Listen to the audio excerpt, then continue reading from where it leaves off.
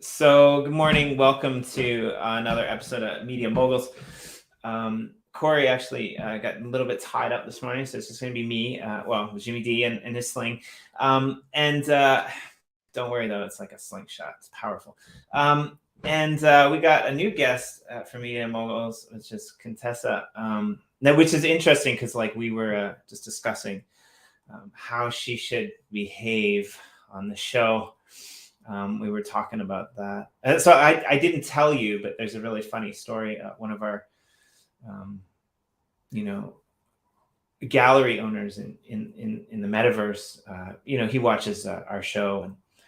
And one day his son came in and I think he's in Europe and England or something. His son came in and said, "Hey, Daddy, are you watching the guy who has long hair and the guy who likes to swear a lot again?" So it was really funny.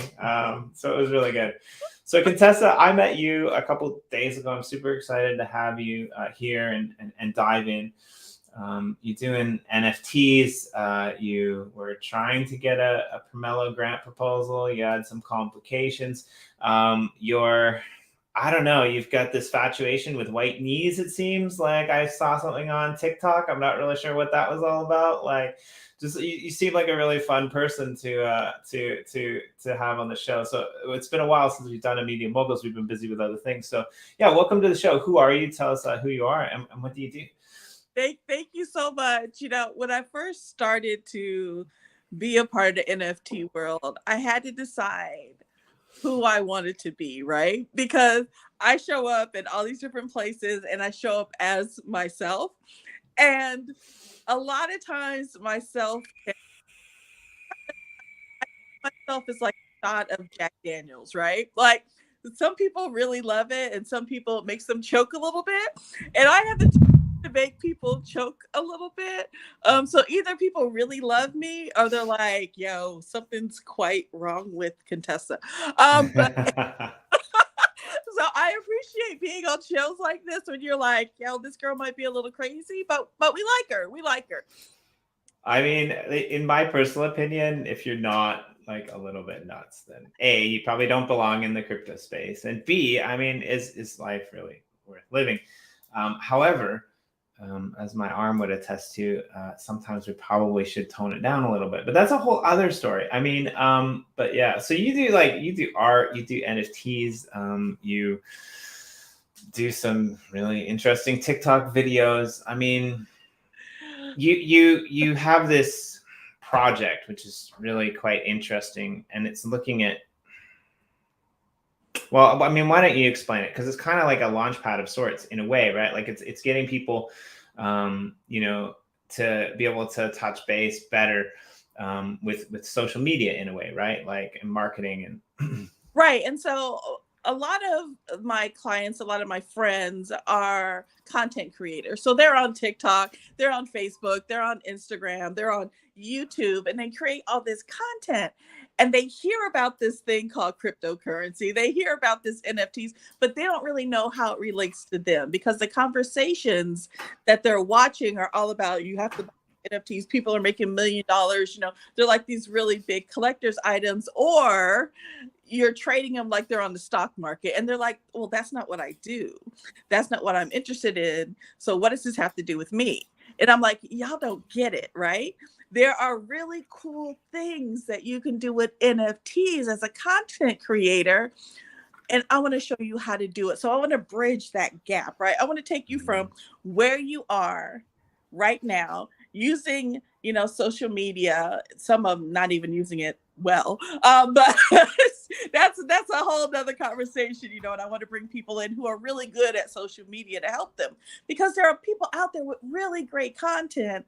They just don't know what they're doing. So we want to bring those people into the crypto space and show them how they can use NFTs, how they can use cryptocurrency with the videos, with the content they already have to grow a community, to grow their audience, to have ownership.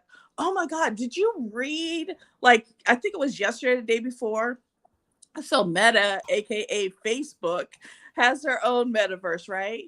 They want to take 40, I think it's 47%, 47% of whatever it is that you make off of your space in the metaverse. I'm like, are you kidding me?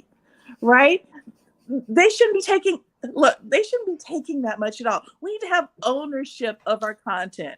I don't even know why people mess with Meta to begin with, because they really do not care about their users or their content creators. Yeah, I mean, like a lot of us were probably in this space because of, censorship resistance, right? Like, I mean, yeah, this is really interesting.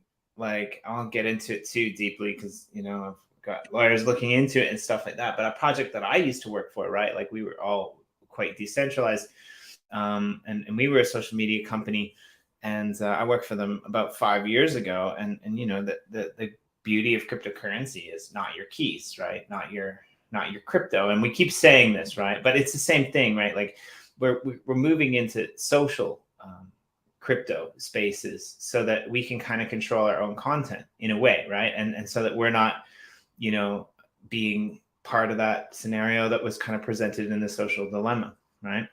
Right. And being capitalized upon, right? Ironically enough, in my situation, I refused to give the tokens back because they were worth too much money, and they blacklisted my account, locking my tokens in my account, and I can't move them. And this is hilarious, right? Because like these guys are a DeFi. These guys are a DeFi DEX platform, which is complete asinine. But yeah, again, I've lawyers looking into what we can do about it, and I don't even like the law. It's just like I'm in this space for the opportunity to be free. And so when you look at things like gaming, or when you look at things like DeFi, or when you look at things that kind of are polar opposites of the world, and then you see like big businesses and VC corporations coming in and skirting regulations to a higher extent than they're allowed to do in the real world, it really pisses me off. Right? Like if they tried to pull that in the real world, they would get trampled on, right? But it's like, oh, now we have our own metaverse, so we can do it, right? Like, and so unfortunately, though, this is gonna send Contessa over the moon. Unfortunately, though, they have these massive high-powered teams of developers that can probably make onboarding pretty frictionless and easy, as opposed to some other things, right? So, like, let's just dive in here a little bit, because you met me because I was doing over on the Gener EOS channel. I work for Gener EOS, which is a block producer, and we run pitch deck episodes, which revolves around the Pomelo grant systems. And Pomelo grants are on EOS primarily. There's Wombat Wallet, which is pretty easy onboarding, but like EOS has always been a little bit of a problem. And you mentioned marketing, and like people know I've been in the EOS space like kind of since the beginning. But the best thing about EOS marketing is like there's almost none, right? Like now the ENF is in there and they're doing some cool stuff, but like there's a lot of development happening on EOS, like a lot of really good projects, a lot of things that are happening, but nobody writes about it because they're all head down devs and they're not like doing anything. And it's like they have these great products and these great things, and you had a problem because you wanted people to come and support your Pomelo grant, that you were going to launch some of this stuff on EOS, and people couldn't even get coins and get in there. And so why don't you explain the problem that you had? Because I'm kind of curious about this, right? Like I was so excited about this grant process, right? So I read about it during the first round, and I was like, all right, it's too late for me to join the first round. I'm going to wait into the second round and get ready and get prepared. And then when I was able to get into it, I was like telling all my people about it, my friends and my supporters. They're like, yeah, we want to go in there and support you. What do we have to do? And so I created, because, they don't know anything about crypto or anything like that. So I created, this is step 1, this is step 2, this is step 3. And they're looking at this like, how long is this going to take? Like, how much of my time and effort is it going to take for me to obtain the correct, get on the right, get the right wallets, get the right currency? Where do I have to buy the currency? Where do I need to transfer all of this to even vote for you, right? It's not like they wanted to spend hundreds of dollars. $2, $3, $4, right? Just to say, yes, I support you. And they couldn't even get the EOS currency. Could not. Every time they go and they used MoonPie and they used Coinbase, every time transaction failed, transaction failed, transaction failed. So they couldn't even participate. So they were trying to buy with a credit card or something like that. Yes, they were trying, because they're not in the space, and so all they have is their credit card. They didn't have anything that they could transfer or anything else. They are brand new. Yeah, so actually, I wasn't sure about the story. Like that might, like I've had problems with MoonPie on Wax before too. Like sometimes I think some of it too has to do with the like the region that you're in the world. Like I know, like I'm in Japan actually, and so like it's really difficult for me to use like MoonPay and things like that with Wax. For some reason, they always block my credit card. So I think it might have something to do with the region that you're in, but if it's Coinbase, they're probably in the US. I mean, exactly.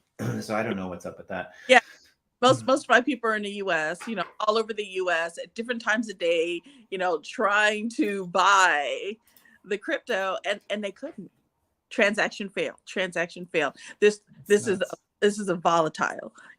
We suggest you don't even do this. This is basically what they're saying. Like, don't do this right now. It's going to fail. And I'm like, it was so disappointing that they couldn't even participate to say, hey, we really like what it is that you're doing, and we want other people to know. Because let's be honest, right? If you go in there and you're looking for grant projects and projects to support, you're probably not going to support something that nobody else is supporting, right? Right.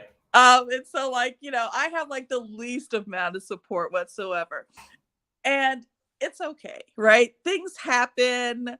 It's not like I'm going to stop doing what I'm doing. I really think that I have something that's of value and something that's needed in, the crypto space. And so I'm going to keep doing what I'm doing, but I'm definitely disappointed by the whole interaction. I don't think it's EOS's fault. I don't know whose fault it is.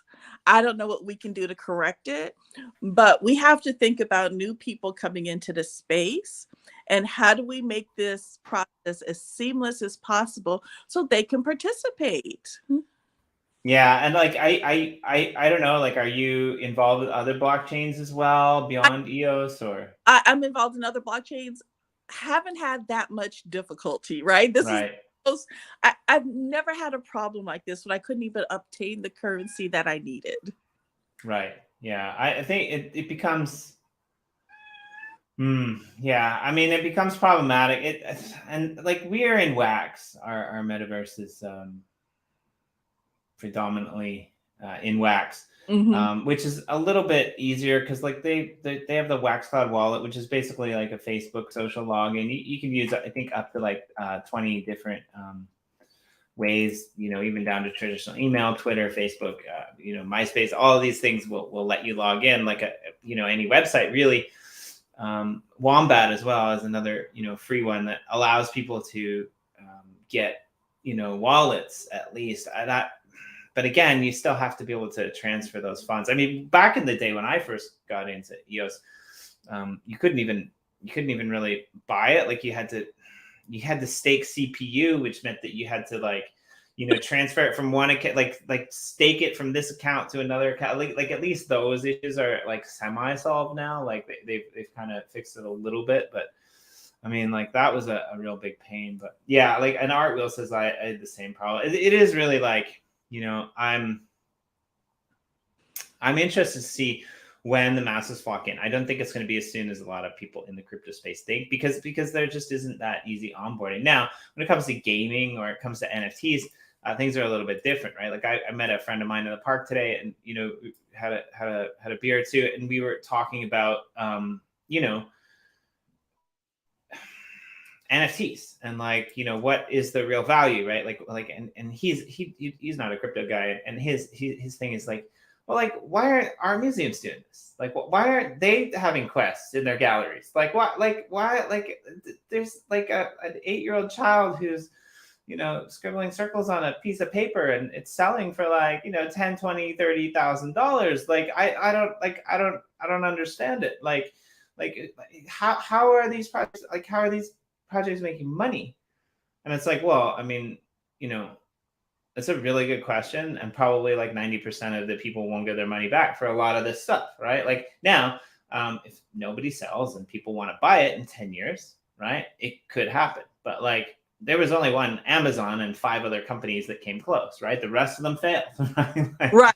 And it's like there was only one Van Gogh, and he didn't make it until he was dead, right? Like, what happens when that 5-year-old becomes a movie star or the next Elon Musk? 20, 30, 40 years down the road, then somebody who has that NFT, is going to be really well off. But like, it's no different than having your child's artwork hanging on the fridge.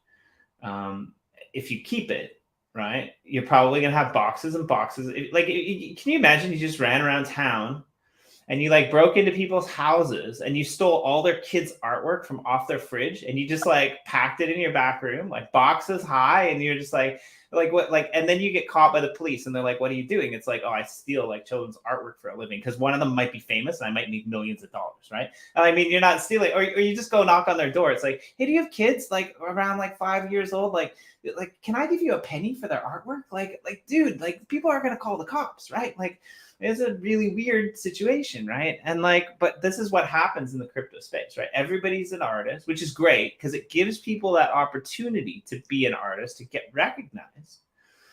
But sometimes I wonder, where we're headed. So I'm curious on your take, right? That's the Jimmy D, like, dark take. And before we do that, let me just say, by no means am I knocking artists, because like we've got some amazing people in the Uplift world galleries. Like what's your favorite kind of art, for example? And so I am not an artist by any means whatsoever, right? I'm like the 5-year-old with the scribbles and things like that. And so being in this space allows me to be creative. So I don't necessarily call myself an artist. I'm a creative, right? I can create some stuff. I can put some stuff together and make it look really good.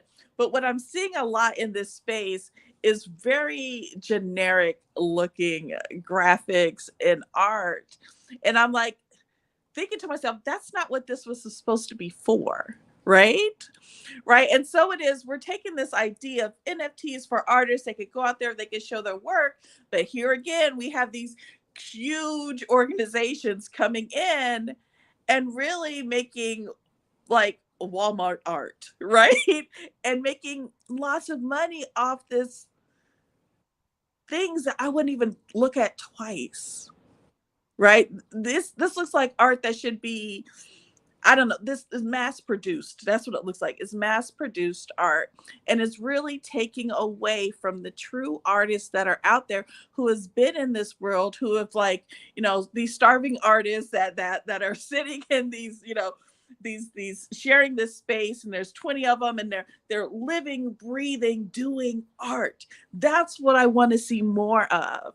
Yeah, I don't know. Like I see where you're going with that, but I as a counterpoint to that, I mean, should Andy Warhol really have been famous for a banana and a bunch of Campbell soup cans? Like, I mean, I like Andy Warhol, right?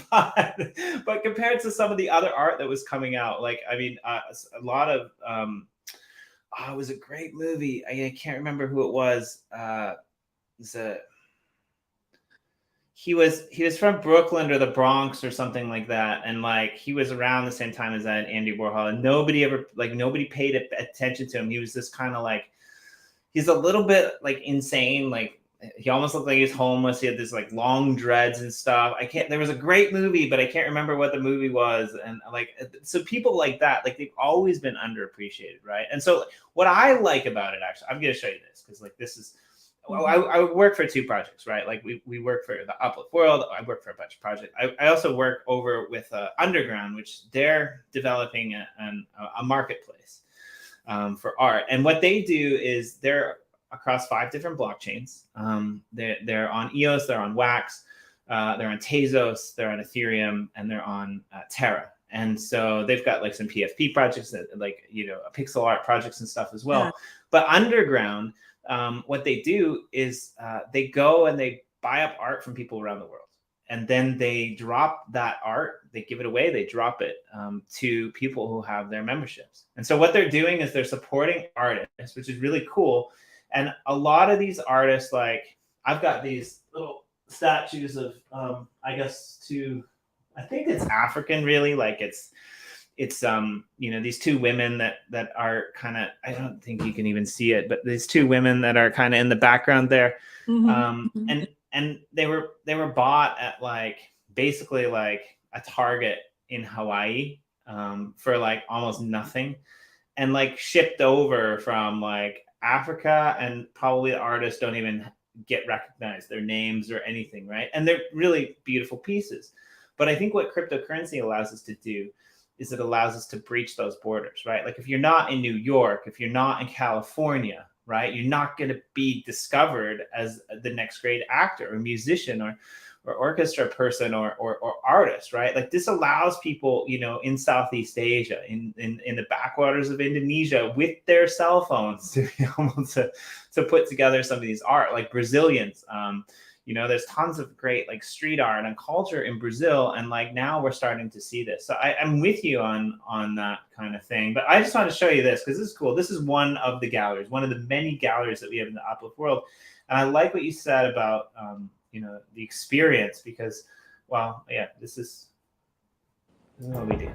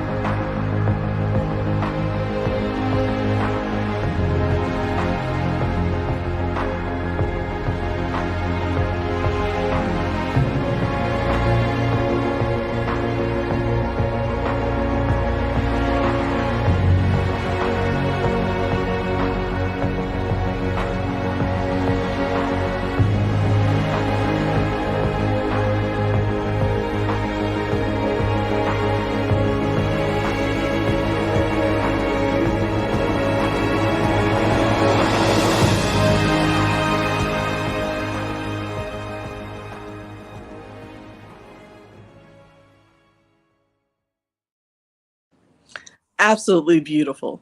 Absolutely. Yeah, so like these are all NFTs, right? And so, I mean, and I would love to see more of this take center stage. We're talking about NFTs and NFT projects, and I would like to see more projects like this make the millions, right? Some of these other projects, I mean, I don't have anything against apes or aliens or anything like that, right? Love it. Y'all keep doing what you're doing. But again, I'm thinking that you're taking away from the voices from, artists that are out here. This is their world. They're not in this just to make millions. This is their lifestyle. And we should be paying more attention and putting more emphasis on artists instead of people who are just really trying to make money off of NFTs. Yeah, and like I think so Andre has a good friend of ours here on the show, does some amazing things. He's a really good point here, right? Like, sorry, but our NFTs don't sell. You need utility or masses from that come. Like, I completely agree with this. This is no different than the real world, right? Like a lot of art in the real world doesn't sell either, right? A lot of music in the real world doesn't sell. When was the last time people don't buy music, right? Yeah, and like I get this too. It is in the eye of the beholder. I mean, there's but again, same thing in the real art world, right? There's a lot of real world art that I don't like. So, but yeah, like I think it's like you said, a lot of it is marketing. So a lot of what you're doing then is kind of like, in a way, teaching people how to get the word about their NFTs and their projects out there on places like social media. So can you explain a little bit like how that works? Like how is it that you're able to, we'll put the link in the comment a little bit later, but how is it that your project is able to, help these people, right? Like, because everyone knows, like, I like artists and tech people are quite possibly the worst marketers of all time, right? Like they really are. Like they're geniuses at what they do, right? But like they're not the types of people who are taking pictures of their kids' dinners and putting it on Facebook every day, right? They're out of practice. They don't know how to do it. So how do you help them, right? Like, so I'm doing this collaborative project, and I'm really, really excited about it. And so I'm taking individuals from different worlds. So I'm taking a bunch of spiritual. These are healers, these are woo-woo people, these are witches and whatever, right? So I'm asking them a question, right? When was spirituality real for you? And creating an anthology, a book about it. Then I'm reaching out to different artists and having them create NFTs about this book.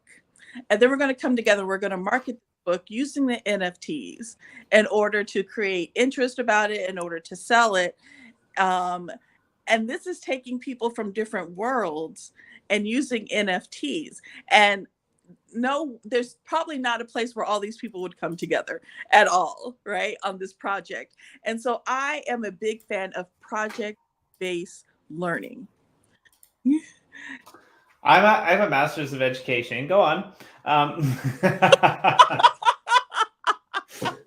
Yeah. That's the way I learned.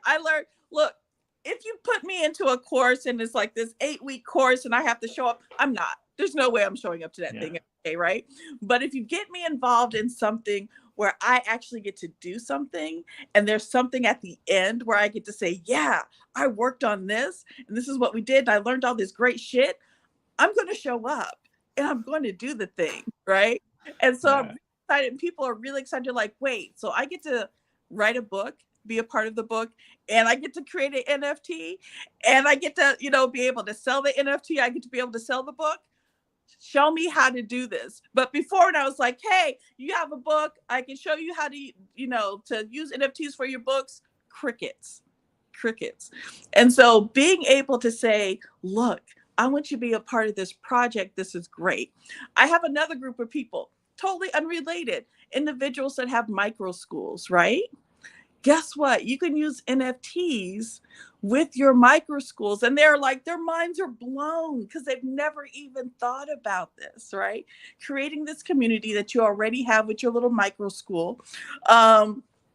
Having the kids that are in your school create these art projects, the community that you surrounded, the parents, other different schools are going to come out and they're going to support you and the things that you're doing, because this is new for them. People have this curiosity to see what it is that you're doing in this space when it's out of the ordinary.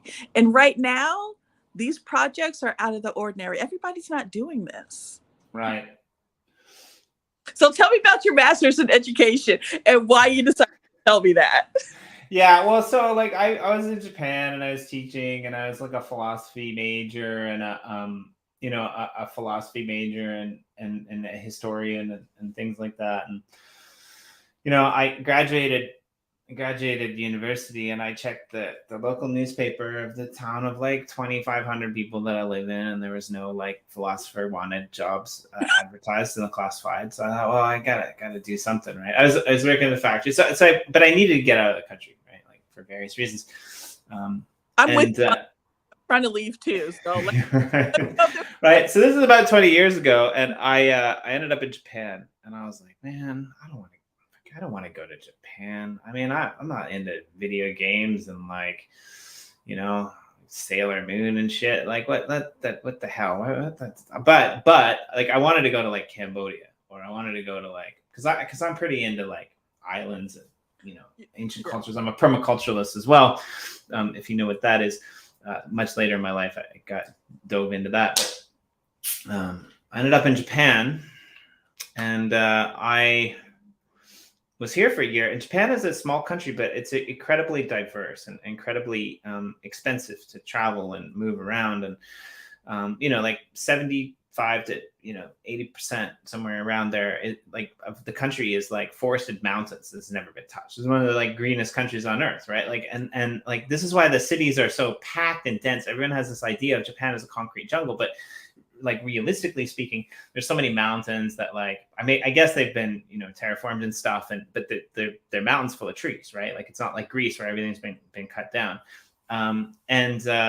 So yeah, I got here and I was like, okay, well, I made a little bit of money, but I'm gonna move to Osaka because I want to see more. And there's an international airport there. I came to Osaka and I ended up here for like almost a decade without leaving. And then I got a little bit tired and I picked up and I wanted to go and I wanted to go back to school. And I learned my lesson about, philosophy and getting jobs. And so I decided that I wanted to, maybe teach university. So I went and got a master's and, carried on postgraduate after that. Yeah, that's kind of where I found permaculture too, because I did my master's in Hawaii. And Hawaii is a very cultured place. And like you said, the project-based learning, two of the most successful schools in Hawaii. One is Punahou, which is where you might recognize the name if you follow Obama. It's where he went to school. And the other is a Hawaiian, native Hawaiian school. And they teach math in the garden. Right? They teach biology in the taro field, right? They teach, they teach science outdoors, right? Like there's a really cool land design system in Hawaii that like the Hawaiians are really smart. They used to build these kind of fish traps where when the tide would come in, the fish would come into the pools, and then when the tide went out, the gate would close, and they couldn't get out, right? They're some of the best navigators in the world. But the way that the Hawaiian landscape was structured was your area was a small slice of land that went from the top of the mountain to the ocean, which is nice because that meant that you controlled the whole watershed, right? You didn't get the washout from the people above or below, right? Which was really an interesting way to look at it. And so a lot of these values have been baked into the Hawaiian culture. And there's also a lot of problems in Hawaii due to, colonialism and things like that. So project learning became almost a way to get them out of poverty. And I mean, Hawaii, New Zealand, inner city schools in the US, especially, some of these schools are really excelling hard at using art, using technology, and having children essentially be part of and designing their own curriculum. Right. Absolutely. And what's interesting about what that leads to, in my opinion, is it leads to independent thinkers that can come in, like Andre says, and actually make money because they're speculating on NFTs that have no real artistic value. But it gives you that business sense because people are starting to think about how to do things, right? Instead of working for the man, instead of working for the company. Right. Anyway, that's the answer to that story. Sorry, I kind of went on there. No, but that's great because the podcast that my co-host and I do, we talk about independent learning and self-directed learners. We're neurodivergent, and so there's a whole thing about being neurodivergent in the way that your mind thinks and the way that you process information. And when I was in high school, I was part of a magnet school, and I created my own like self-directed learning process. Like I wasn't in class. I didn't do everything everybody else did. I just kind of made my own way, showed up for class when I wanted to, showed up and took the test. And I would spend my days I was in Washington, D.C., spent my days at the museum and learning about science and biology and things like that, because I didn't need to sit in class. I could read the book and pass the test. That's the type of learner I was. And so it was a waste of time for me to sit in a classroom all day long. So I just didn't do it. And because I could pass the test, they just left me alone. Yeah, like I mean, it's pretty epic, really, if you think about it. And the way that like Japan, my brother teaches in China. Japan is probably one of the countries in the world that, like, I don't know, I got a problem when people say common sense, but like they think about things differently, right? Like they don't. I'm trying to teach my missus how to drive right now. She's a paper driver. I'll just leave it at that. It's really complicated when you're trying to teach a paper driver how to drive. Like she's had a license for like 20 years, but like, you know, well, not 20 years, but it's not that old. But, you know, like she's like, I'm like, how do you not know that? Like that just, how do you not know that? She's like, I don't know. Like I'm asking like a legitimate question. Like, what, like, why do I have to stay on my own side of the road? It's like, how do you no, but like there's to bring it into context, there's intersections in Japan that like there's no lines, and there's like five lanes of cars, and like cars don't stay on their own side of the road, like in their own lane, like they're crossing lanes and stuff, and it's like, but she's got like zero peripheral vision, and it's like it's really bad. That's like, which is funny because like she's like a professional dancer, like, right, like she can you know, she's amazing. Like she could watch it dance once and like, you know, take home, you know, right? Like, yeah, but like she can't. She's at zero space. Like she drives like I dance, and it's not pretty at all, right? Like it's like I'm thinking too much. It's like, what are you thinking about the rules? You're not paying attention to the red light. She's like, dude, it's like when you dance, right? Like, oh, this is funny. Yeah. So what am I looking at right here? So this is Uplifters Tower, and we come in here every show. Usually we do it at the beginning, but we come in here every show, and we put up gratitudes. I mean, this place is kind of this is the Uplift world. It's built on Minecraft, but every plot of land is mapped out to NFTs. Those galleries that you had that you saw earlier that we were walking in, and the videos, like gallery owners has come in and they picked up those plots, and they've put up art for people. There's people that are doing amazing builds and building, you know, really cool things. It's Minecraft, but you know, you own the rights to develop the land. This is kind of our public plot. This is called Gratitude Tower, and yeah, we that's fun. I'm locked out of my own. I don't even have development rights for my own land anymore. What happened? They took them away. The ban. I know what happened. I'm on the wrong side. So yeah, we come in here every day and we put up gratitudes about, you know, what we're grateful for, and I love that. yeah, what are you grateful for? I am grateful for peace, right? I have peace of mind. And that peace of mind allows me to get up and do the things that I love. And I didn't always have that, right? And it took a while to get here where I'm at a place of peace in my life. So that's what I'm grateful for. Is that right? Is that the right spelling? Yes. Tessa is grateful for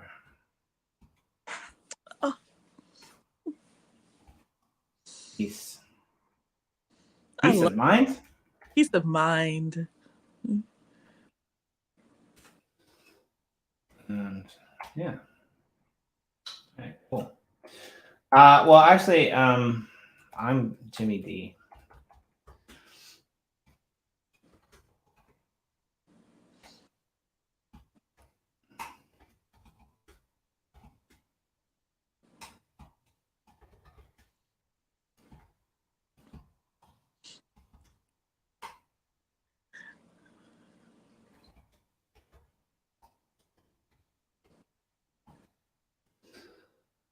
All right, cool.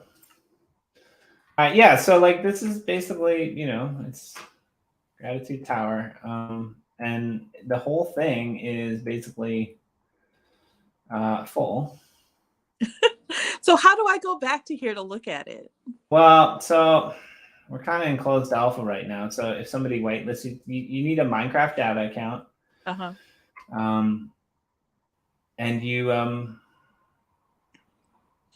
yeah, you need a Minecraft Java account, and then you need to be whitelisted. We're hoping that like at some point we can, you know, open it up to more people, but yeah, let's see. Let me know. Let me know when that. Yeah, and I mean, like you know, if you have a Minecraft Java account and you want to come and check it out, like, I'm more than happy to whitelist you to my Oh, plot, and some other people are like, that way you can just kind of come in. There we go, and you know, check out and see what's going on. There's a lot of cool people doing a lot of really cool builds. Some of them are art galleries, some of them are events. There's like hotels that do events, and people have to go around and solve puzzles and really? give, Oh, yeah, like, and then they give like out NFTs. Like some of the galleries are amazing. Like, you know, yeah. So Andre, like, I'm a big Dali fan as well too. Charlie Q, no more babies for me, like, because I've already got two, and like, yeah, nothing against you, just not gonna have your baby because I don't need any more babies right now. Good to see you here, Charlie. I hope you're doing well. If you know who Charlie is, we love him. So yeah, I this is great. Like, I like this. He Andre's in the comments. We love Andre too. He's, you know, he's tearing us apart. He's saying, you know, art doesn't really make money. I'm here because I want to, you know, make some money. People don't buy art. It's the NFTs. And I want to make money so I can buy a real Dali. I like it, man. I'm a fan. Sure, go speculate on Bitcoin so you can buy a real Dali, right? Like, I like the idea of fractionalized art. Like, I like the idea of when, you know, art and NFTs can collide, right? Like, real estate and NFTs can collide. I think. Yes. I'll put yours up too, Andre. Sorry, I'll put that up right now. Your gratitude, but yeah, like, I think. I don't know. Like, how long have you personally been in the in the art and NFT space? When did you get your start, Contessa? So funny story. So about a year ago, I didn't know anything about NFTs. I didn't know anything about crypto. I was going to leave it to the young people. I'm 50 years old, right? And that surprises a lot of people. So I don't even know how that's possible. How are you're like, look at all this gray. You're older than me. So yeah, I have grown children. My son in his 30s. Jesus. And so one day I just sat down and I was like, I need someone to explain this to me like I'm 5 years old, right? I need to be able to grasp my head around it. And once I did what most neurodivergent people did. I did a deep dive, and I spent 2 weeks just reading and studying and, you know, finding out as much as I could. And then I started doing. Right. There's no point of having knowledge unless you're going to do something with it. So then I started doing and playing and experimenting. And I was like, oh, well, this isn't hard. Like, they're making this a lot harder than what it is. And so once I realized this wasn't hard and this wasn't difficult, I started talking to other people like, you can do this too. If I could figure this out, you could figure this out too.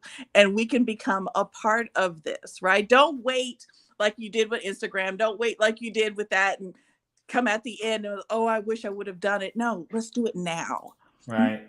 Why the door is open, why it's like the wild west of crypto and NFT, and figure this out. And together we're going to create us a little space, right? Like the metaverse. I want to be a part of the metaverse, you know, and seeing this and what you're doing here, this is like, yes, I want to be a part of this too. And I'm like big on collaborations. I love working with people. I love getting together, figuring out what can we do in our little space to make our piece of the world just a little better.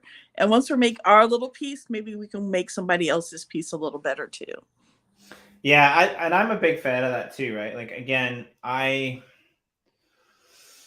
mean, the world's a pretty crazy place right now, some of the stuff that's going on, right? And I'm like, I'm a little bit lucky because I live in Japan, and like, nobody really pays attention to anything and everyone's happy. Like, but they've got the highest suicide rate in the world, and like, you know, the second largest economy. There's a lot of like really backward things that are happening here, right? Like, when it comes to voting, politics, things like that. Like, we're a little bit distanced, but I read somewhere recently that we might actually have in Japan one of the closest constitutions to the American Constitution, even though we have like one of the lowest voting rates, which is wow, quite interesting in certain aspects in terms of like proprietary rights and businesses and things like that.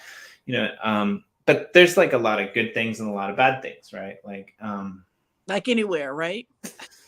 But I think that the Wild West of crypto, as you put it, allows us to kind of level the playing field, right? There's something here that wasn't here back in the Instagram or early days of Twitter. And that's that like the majority of people probably didn't or weren't able to become, big investors because they weren't accredited into some of these platforms, right? Now with crypto and the decentralization of it, right? Like most projects don't necessitate that you have a certain amount of money in your bank account before you can, play with the rich. Now, one of my pet peeves of crypto is people get really upset when price goes down. Hey, why aren't you artificially propping up the price? Well, I mean, I guess it's okay in crypto, but it is illegal. You know that. Like in the real world, you can't do that, right? I mean, we can do that, right? But I guess it's given me a new light on why there are those rules in regular society, but there's that balance now where people like you and me, people who love art, people who love gaming, people who just want to speculate and try their hands instead of playing pachinko all day, like they can come and be a part of that space, right? They can get lucky with a Bored Ape and it can change their life. Right. Yeah, I'm just giving you a hard time, Andre. Like, don't get me wrong, I really love art, but the fact is NFTs I bought don't sell. I keep them because I love them.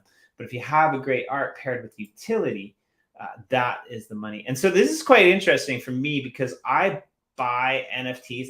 I only buy NFTs to support the people who I like, A, and B, I buy NFTs of the art that I like. And I don't really speculate on the next Bored Ape per se. I like crypto because it allows me to support people that I want to support, artists that I want to support. And like, I think if you're not in America or Japan or Australia or Western Europe or a few other countries, you could probably make a really viable living off of selling artwork for $10 or $15 as an NFT. Right?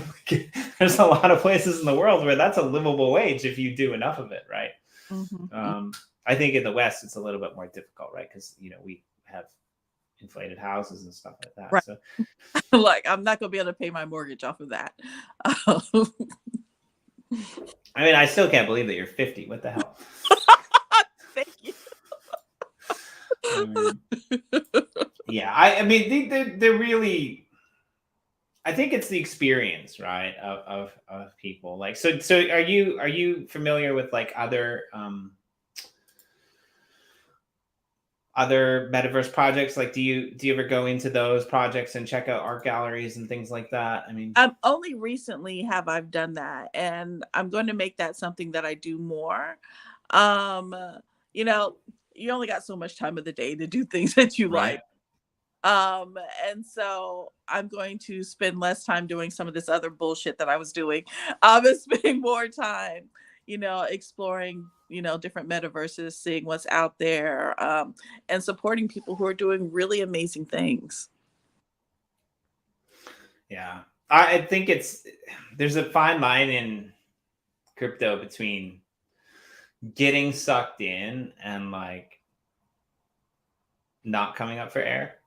That's why we're underwater right now in the background. But yeah, like I'd kind of like to quit all of my crypto jobs just so that I could keep up with what's going on in the space. And like we do the show talking to people like you who are doing things in crypto, but like it becomes complicated, right? There's so many things that are happening, like even just in the wax ecosystem, which is where we are, like not so plugged into Ethereum. Like we do kind of follow some projects, and other members of our team are over there. But yeah. So for your clients, like for people who are plugged into your network, where are most of them? Like where do they release their NFTs? What blockchains are they privy to? Is it kind of all over the place? It's kind of really all over the place. Of course, Ethereum, Poly, the easy places to go in, get into things like that. Wax was one of the first blockchains that I actually interacted with, and I really like it. And I think I'm going to go back to doing more projects with it. Because, it's kind of like my first love. And there's some really great things going on over there. And so I want to kind of dip my toes and get back into it and see what's going on over there. Yeah, like that's where our metaverse lands are based right now. I mean, we have plans to move to other blockchains. I think like from an onboarding perspective, like, I mean, if Bella Grants was on Wax, it probably wouldn't have been that difficult. I don't know. It probably might have, though, because if their credit card transactions weren't working for Coinbase, then they probably wouldn't have worked for the Wax Cloud wallet either, right? Probably. I really don't know what was going on with that. Again, I don't know whose problem it is, and I don't know how to fix that. But until then, there has to be another way, right? And like it's complicated because we're 1%, right? So the people who are already in crypto, I'm sure they were more than happy to come and support you, right? But then the people who aren't, like, they're frustrated because they're like, I want to support you, and now you're making me go and do all this. Like, you're a sellout. Why don't you just come back to where I can use my damn Visa, right? Like, it's like... right.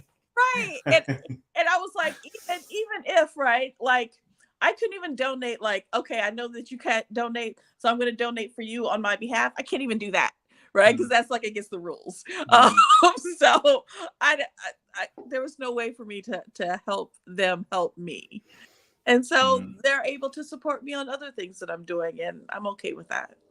No, I like it though. Like I like that you came and you're open about it, because that's like one of the big issues really is onboarding, right? So we talked about art and artists before. The nice thing is it allows people to share their art globally, worldwide. It allows for, some speculation and the ability to, make some real money potentially. And it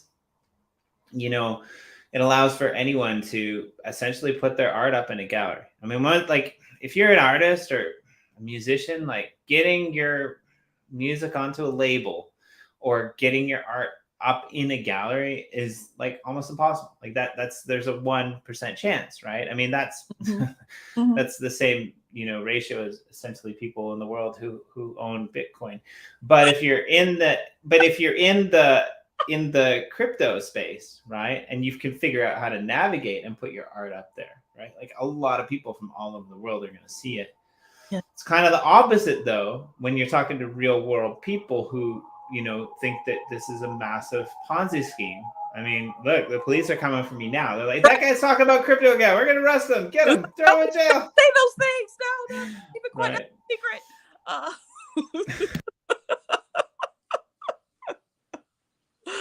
Oh, that's funny. But yeah, this is supposed to level the playing field. We'll see. We'll see. I mean, yeah, like you said though, even like Ethereum, like try to explain it as a person that like we were talking about real world scams today. Like when somebody calls you and they like, your son calls you and you didn't even know he was in Africa, but apparently now he's in Africa. He's got malaria. He fell down and he's being held hostage by a crocodile, and he needs you to send him 50 grand so you can get out right away. And you panic and you go to the bank and, you give his friend some money so that he can wire it to him. And then he shows up at your house tomorrow for turkey dinner on Thanksgiving. And you're like, oh, how'd you get home from Africa so fast? And he's like, I wasn't in Africa. What are you talking about, Mom? So I just sent you $50,000 because you're like, this happens all the time, right? Yeah. In the real world, right? But it's funny to me that like people freak out about like crypto scams. It's like, oh, the scammers, you're going to get scammed. So there's that on top of the difficulty of actually getting a wallet, getting set up, putting your money in the market. It's going to be a long road too. There are risks to everything, right? Especially if you're an entrepreneur, especially if you're in business, there are always going to be risks. What I tell people is take risks, take calculated risks. Don't be out there being stupid. Don't be giving anybody your keys to your wallet. When someone DMs you about how you can make millions, don't pay attention to that shit, right? Like be smart about what it is you're going to do, the spaces you're going to be in, and be in collaboration, be in spaces with real people talking about real things so that you can learn and educate yourself. So you're not out there, I don't know. Most people I know don't have, several $1,000s to just burn, right? We have responsibilities, we have things. And so I tell people, look, if you need money to buy groceries, maybe you shouldn't be investing in NFTs right now. Right? And that's just how it is. However, once you get that taken care of, you can still learn. And when you have that $50 that you don't need for groceries, come and put it over here and we can show you what you can do with that $50. Right. And that's your life. Like, we need to think about, like, everybody just, we can't invest it. I can't invest 10 grand in an NFT project right now. That's not going to happen. Right. But what can, the average person do? How can we show up in the crypto space? And those are the people that I talk to.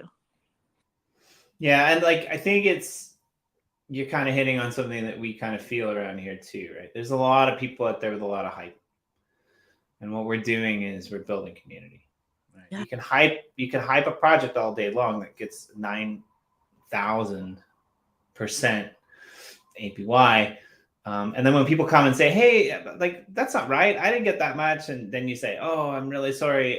Yeah, there's a problem with our thing. We're trying to fix it. And we've been trying to fix it for the last 6 months.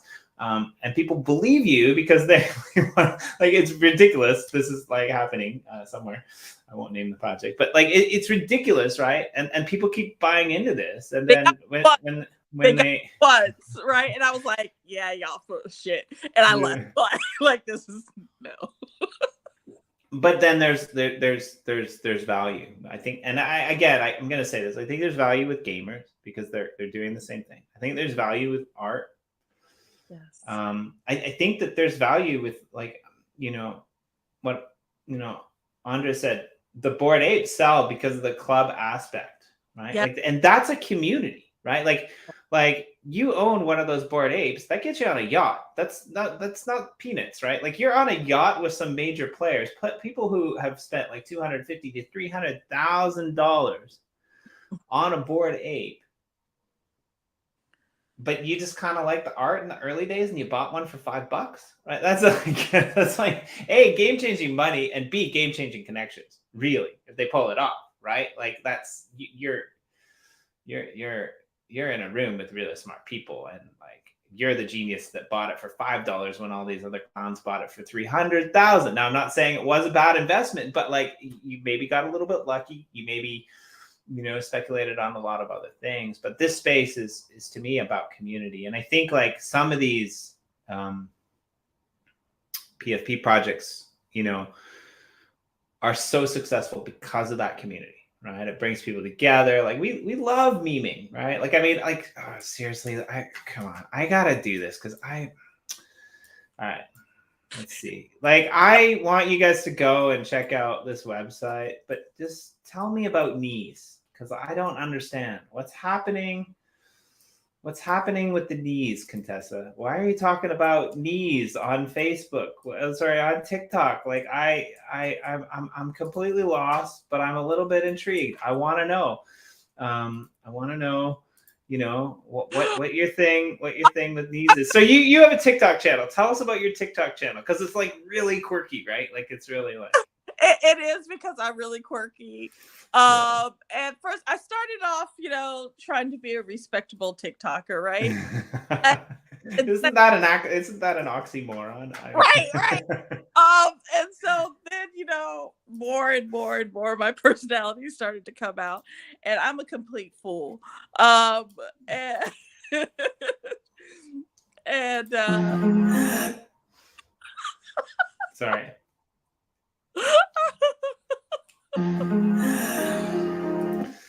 Yeah, can you guys hear that?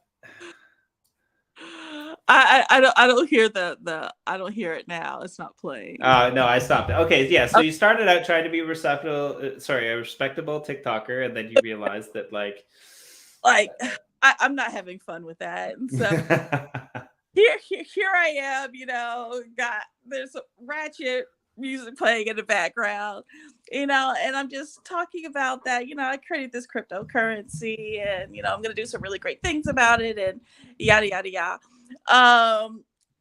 And I just want to have fun. Like at 50 years old, I just want to have fun. I just want to do what I do. And if you like it, come and have fun with me. If not, leave me alone. All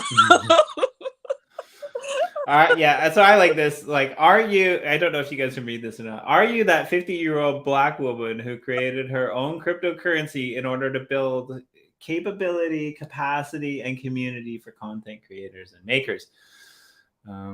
It's pretty good. Sorry.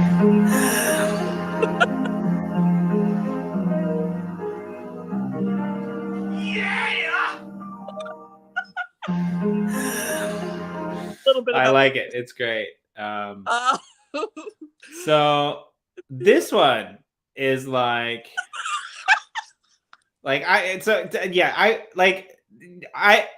just gonna say it. If we ever hang out in real life and we're walking down the street and some construction worker cat calls you, we are no longer friends. Because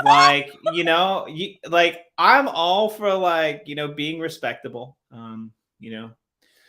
I want equal settings, right? Like if you're cheating on your missus and then you get angry because your missus cheating on you, well, you're an idiot, right? But if you're calling out construction workers for catcalling you after this, hey you over there with them kneecaps, no, not you, your friend with them short shorts, come over here, kneecaps. Let me lick them kneecaps. Let me lick them kneecaps. Yeah. Hey, you. What is going on here? Okay, the whole story, right? So most Black men wear shorts that are really, really long, like they go past their knees, the back. And now for some reason this year, the shorts are going up. Right. And so they're showing all the thigh meat, they're showing the knees, and we're calling them hoes, right? They're hoes and they're whores for showing. They should cover up. But if you're gonna be out there looking like a hoe daddy, I'm a cat call you, right? That's like the ongoing joke in our community. And so I created love it. Just to act stupid, and that's what I got, and everybody got a good laugh at it. But if I see them kneecaps, I'm gonna say something to you. No, I need for you to be a respectable person and cover up. That's great. No, I love it, right? Japan is one of the fashion meccas of the world, but a lot of people misunderstand Japan, right? Like it's quite. I mean, there's a few things that. I mean, everyone has their own right to fashion and to dress the way that they want.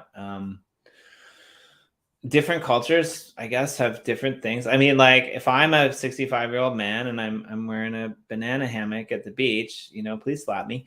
I'm not European and I don't want to be. It's not something that I do. But Japan's interesting, right? Like, because we do have this weird society where I guess I should just put this out there because you don't know me and maybe some of the people that are listening in, like I'm quite liberated in my views and a little bit out there. But we live in this society where if your skirt's too short, then, you deserve to be treated in a certain way, quote unquote, which is completely wrong, by the way. But what's interesting about that is depending upon the culture that you live in, especially in Asia, right? There is zero correlation towards how short your skirt is, and how open to sex or sexual activities you might be. One is fashion, one is not, which is a very like interesting Western ideal, right? So it's interesting to me because for some reason, cold weather in Japan brings out the fashion trend of high boots. Now, what's interesting is the higher the boots get, the shorter the skirts get. So the colder the weather, the shorter the skirts, which is really interesting. It doesn't work that way in America. It's my favorite fun thing to ponder in Japan. But yeah, like it's really interesting to see, how different people react and stuff like that. Now, of course, like I do live in the land of short skirts, and that's great at times. And most people are okay with it, except for those weirdos who, like to ride escalators all day long with their cell phones out. But now most girls wear, spandex, long kind of underwear, tight underwear under their skirts because of those weirdos. But we don't have that. Like, yeah, it's interesting. I don't know if I could handle, dating or being catcalled by people like you in America. I don't know. Like, you freak me out. It's like, hey, you with those knees, let me lick them. I'd be like, what is happening? I mean, listen. Like I said, if you don't want to be catcalled, you should wear pants. Period. That's what you should be doing. Don't be out there showing all of your thigh meat unless you want me to lick on them, because I will. I love it. That's great. I'm having fun. Like we're over time, but I'm more than happy to keep hanging out if we've got more to talk about. Don't feel the need to stay, but I'm not gonna kick. I'm seriously, I'm not gonna kick you out because I'm like, this is great. Some of my shows this week have been canceled because oh no, I co-host my other co-host on another channel. He's going to the forest. He's camping. So tell me about. I want to know this because you just like your character. In the best of ways, and like if you like people who are on the show or who tune into the show, like so I do a show every week with my good friend Sean on a different channel. It's called To the Edge of Obscurity and Beyond, and like we talk about kind of topics like this, and washlets, for example. He's got this thing where if he stays at his friend's house, he goes online. And he orders one of those, bidet toilet seats. And then he sends somebody over to like custom install it before he gets there because he doesn't like to sleep in a house that doesn't have a bidet. It's really funny. And so that's our show, To the Edge of Obscurity. But we don't get to do it this week. But now that we're on the catcalling kneecaps thing, like let's do it here. If you've got time, if you got a little bit more time, let's hang out. A little bit more time, I can hang out with you for a little so I want to know, like, and like I'm only asking you this question because I know the answer I get is going to be amazing, right? Like you're the type of person that at least now in your later years have figured out how to look at the bright side of life, right?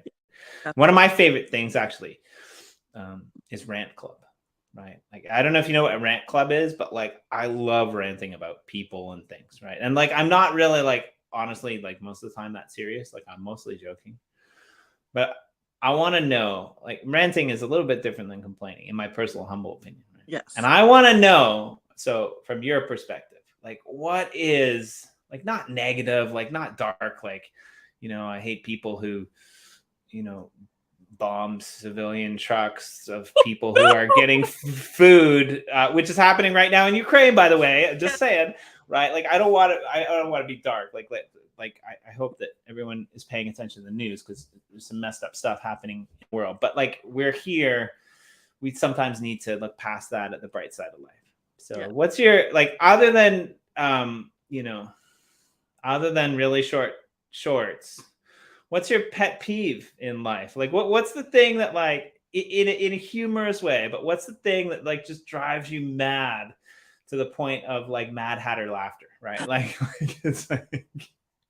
So you mentioned something about me dating. So I'm single, right? Like super single. And dating at 50 and these stupid dating apps with men who like to come on and tell women how to be women is so annoying to me. You know, this, you have to be a high value woman. You have to be a woman who has a low body count. If you don't know what a low body count is, that means you haven't been with a lot of other men.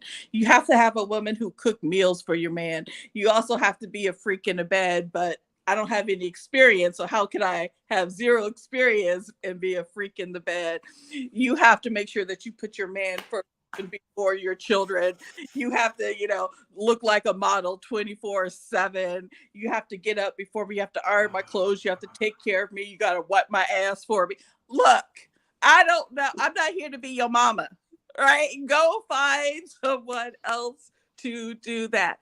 Dating is just, I'm like about to retire from dating because these men out here are ridiculous.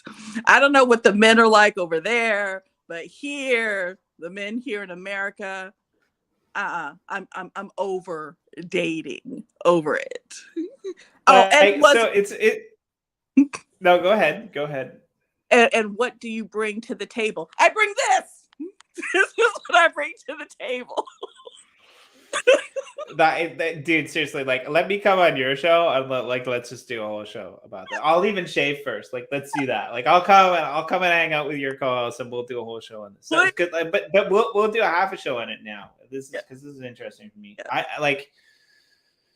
Yeah. I used to rant about this a lot, you know, on other channels that I did, and that is kind of, it's funny to me because I see this a lot mostly in America, to be honest. Like, not that it doesn't happen in any countries, and I'm not picking on America, but the last country that I lived in for any substantial amount of time, even though I'm Canadian, other than Japan, was America, right? So I don't hate Americans. I'm not yelling at Americans. I'm not telling Americans that Canada's better. Like, don't get your, you know, don't get your short shorts in the knot. Like, it's a history teacher in America, and every time I would say something about America, it's like, well, if you hate America, why don't you go back to Canada? It's like, dude, I'm a history teacher, right? Like my whole job is to talk about the Constitution. Obviously, I'm Canadian, so I'm not Republican. Now, if you're Republican, that's okay, but like, I'm gonna, you know, freedom of speech, right? You have it, and you should definitely use it. You should definitely, you know, cite that with reason, unless you're Canadian, because you don't have a flipping constitution, by the way. I'm just going to point that out. If you're Canadian, you're citing your freedom of speech, amendment rights. Like, anyway, there's a whole other thing. My favorite one is like, oh man, like, girls, like, they gotta be good looking, right? Like they don't dress up, they're wearing sweatpants, right? Like put on some tight jeans, get fit, like, you know, short skirt, like, you know, show a little bit up top. It's, this dude is sitting on the couch, you know, he's got like donut rolls coming off like of his thing, and he's got like chocolate ice cream stains down his shirt, and it's like, right, like this is the stereotypical like society that we live in, and so I get myself in trouble because like I'm actually on the other side of it, right? Like I think that for me,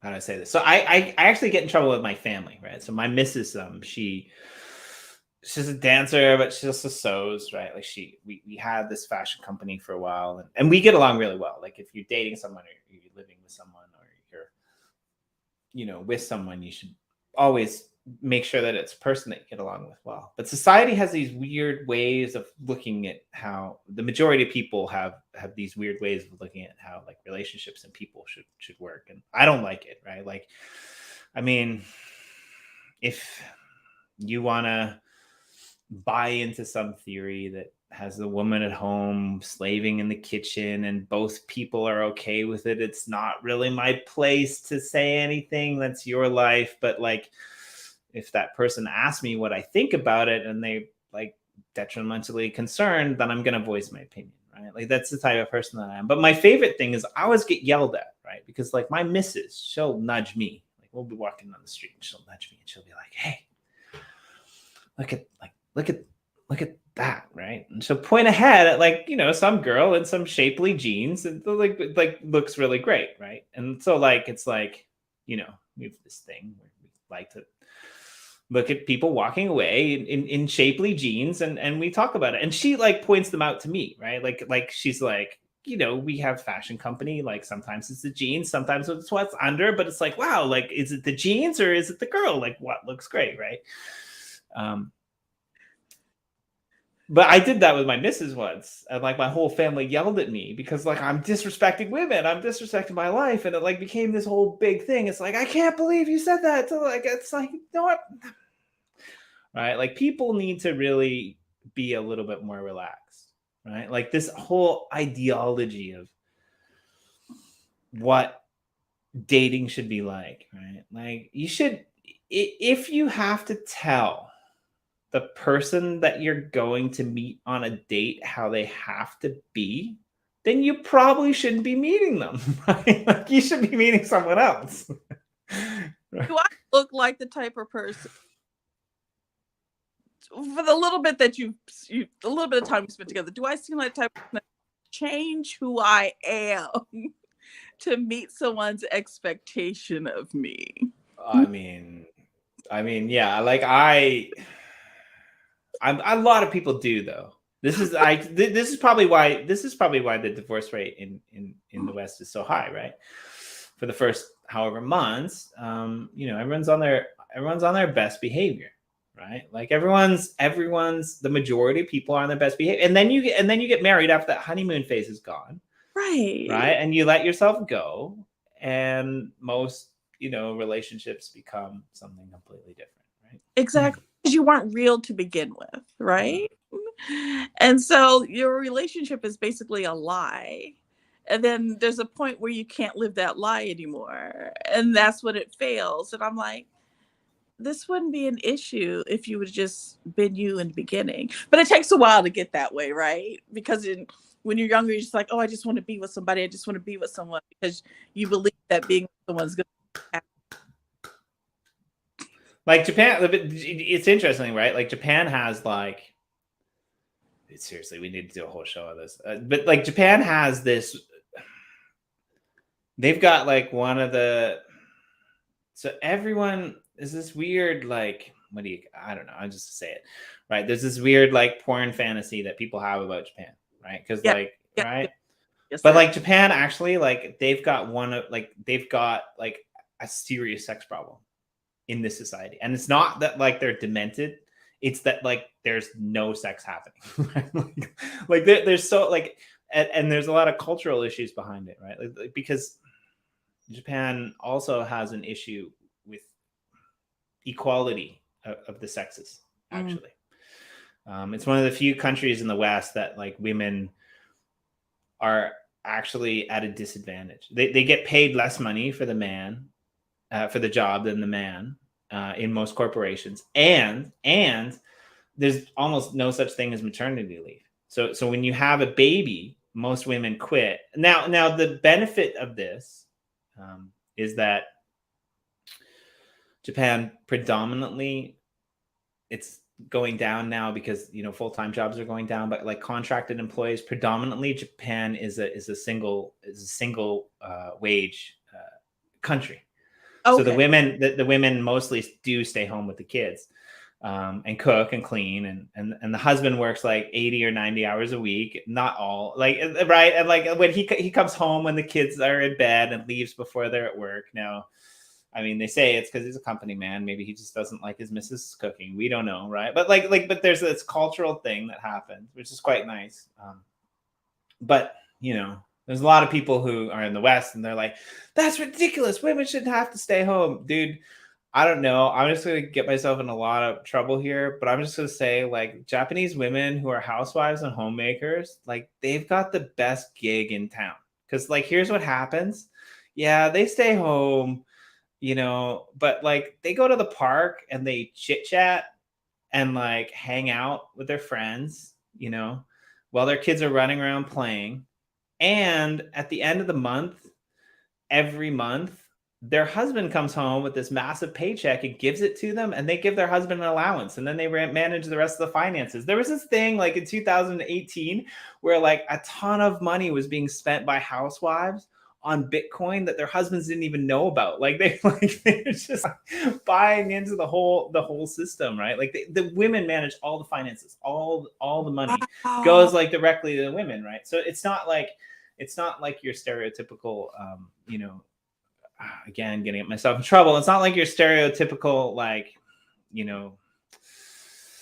witch hunting era of Little House on the Prairie where women have their place. They actually like manage the money. It's like the husband comes home and he's like, yeah, like I'm gonna go out. Like you only gave me like $500 this month. Can I have some more money? She's like, no, you shouldn't. But right? Like they actually get an allowance. It's insane, right?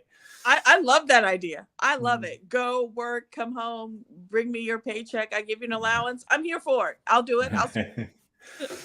But the problem is a lot of the women now, like they see it as a burden, so they want to work, and so they're not, they want to have a career, so they're not dating, they're not getting married, they're not having children, and they're having a career, and by the time they get to be 35 or 40 years old, it's kind of too late because they're not young enough for people to want them, right? Like and they're not, it's kind of a bit of a closed society too. And so like the dating apps here are a little bit different, right? Like we have Tinder and stuff like that, but I mean, I think Tinder is actually a dating app in Japan.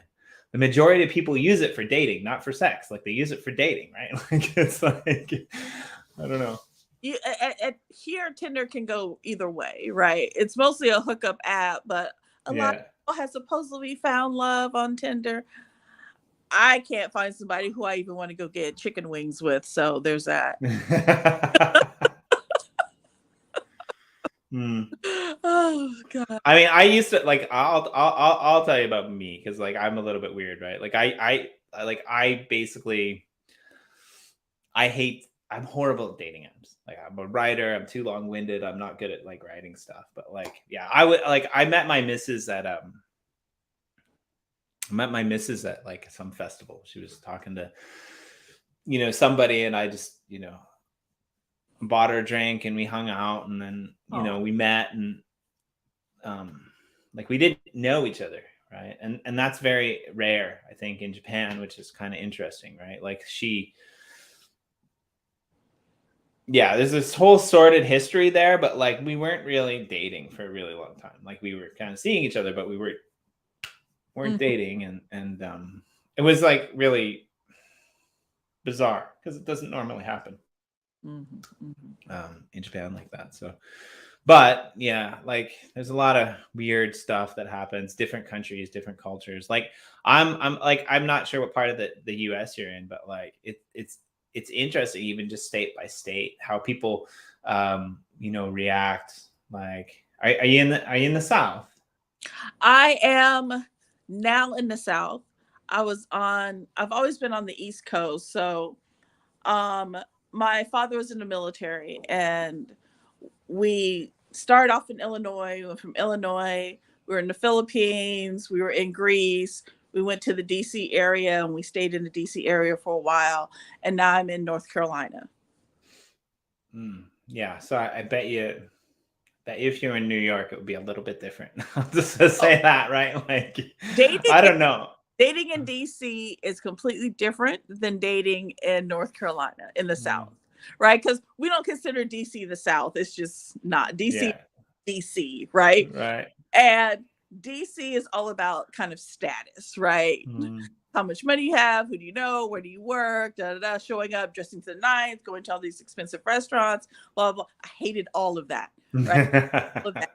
And then down here in the South, I'm like this uppity northern person because there's a lot of blue collar workers here, people that work in factories and farms and things like that. And they don't care about any of that stuff. And a lot of the people that I run to have never even left the state, let alone the city that they grew up in.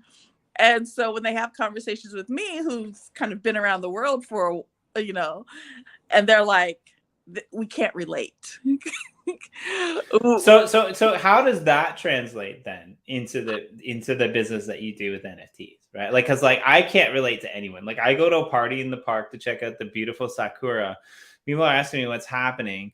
They're like, Jimmy, like, what's going on? Like, you quit your job. Like, we haven't seen you. Like, what do you do? Right. And it's like, well, I work for a metaverse company.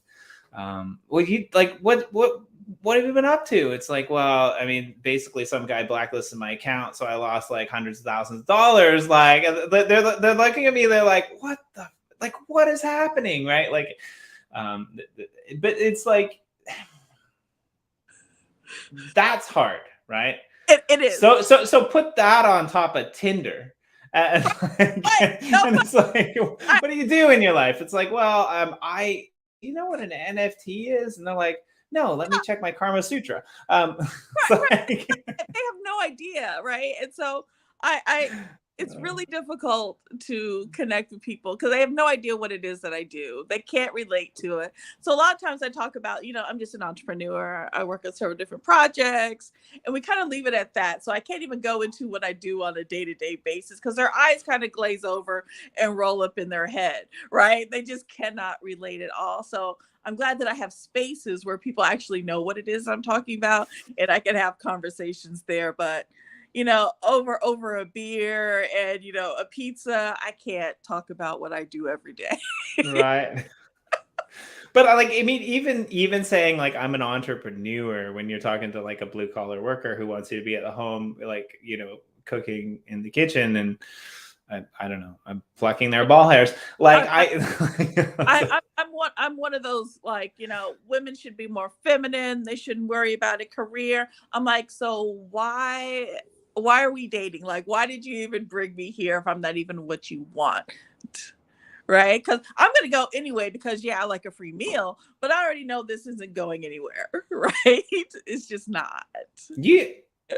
I see, like, I call foul because I want to date people for free meals, right? Like, there's... I'm sure. I mean, There a couple tricks I can teach you later. Yeah. No, it's great. Like Japan's really smart. Like two things that happen like during coronavirus, right? Like everyone, there's a social responsibility here that's great. Like everyone, wears their masks and things like that. And we were slow at the uptake. That Tokyo Olympics were happening around that time, which is problematic. They got postponed, canceled. I live in the center of the city, near a beautiful park, and I was walking to the park one day with my 2-year-old daughter, and there was this one restaurant that was packed. And I thought, that's weird because like every restaurant is not packed. What is this restaurant packed for? And I look inside and they're serving alcohol. They're not supposed to be serving alcohol, but there was no mandate to not serve alcohol. If you didn't serve alcohol, then, and you closed by a certain time, then the government gave you, bonus money. But what was interesting was when I was like, what's that? That's weird. Why are there cans? Because they don't serve alcohol in cans in Japan. And then I looked a little bit closely and I realized there was a BYOB sign. The Japanese are smart, right? The savvy Japanese are smart. What these guys did was they were like, okay, well, we're not going to serve alcohol, so we still get the government money. We'll put a BYOB thing up, and the restaurant was packed, right? I mean, they locked down the country. 2 weeks later, they opened it up, and they're like, oh, business is suffering. Go to Japan, like 10% discount, 20% discount to travel around the whole country and spread that coronavirus around again, right? Like it was this weird kind of system, right? But like it wasn't like America or England. Like England was my favorite. It's like you're not allowed to go outside unless you're walking your pet, and you have people like pulling their goldfish, bowl sitting on a skateboard through the park saying, hey, I'm walking my goldfish, right? Right. but like that was one point. Like, and the second point about Japan that is really quite fascinating. I've lost my train of thought. Oh, okay. So wait. So we were talking about. It doesn't matter. It's all right. I do that anyway, Contessa. Yeah. I really enjoyed having you here, and I really want you to come back soon and meet Corey and come and hang out. And like honestly, like I'm just gonna invite myself to your show. We should, like, because I don't know how many of your viewers are gonna tune in. So what I'll do is I'll do this. I'll clean shave. You send me notes. You send me the notes, and I'll pop onto your show, and we'll do like a Contessa, you know, bad first date mock-up for the first 10 minutes of the show. And I'll just like, you feed me the lines and I'll just I'll just tell people that like, this is me. We're meeting on Tinder. Like I'm having a really big problem, you know, with people at restaurants. I keep going there and these guys, they're just weirdos. Like they keep telling me I have to stay home and I have to cook and I can't be bothered to, you know, go out of my house for this. So I've come up with this new idea. What I'm going to do now is we're just going to go, like, we're going to order out, you know, we'll get something from like Uber Eats. We'll get that in our house and then we'll have the date here. Cause at least I don't have to put pants on and like, I don't have to, right. Like I don't have to move. I don't have to do anything. And then Jimmy D will show up. And then like, I'll just like do all the things that drive you crazy. We'll have a laugh for the first 15 minutes. And then like, we'll dive into this conversation. Like, let's do that. That'll be fun. I love it. I will definitely plan that out. That'll be good. But like, you'll need to feed me the lines. Cause I'm not ridiculous. I'm not going to say these ridiculous things that I don't even know. Right. I mean, or maybe it'll be worse. Right. Like maybe, but yeah. It might be worse, but I doubt it. There's no way it could possibly be worse. Please come back. Before we go, let's do one more. Are you a fan of Star Wars? I am a fan of Star Wars. All right, let's do this. We'll see you guys next time. Thanks for joining us.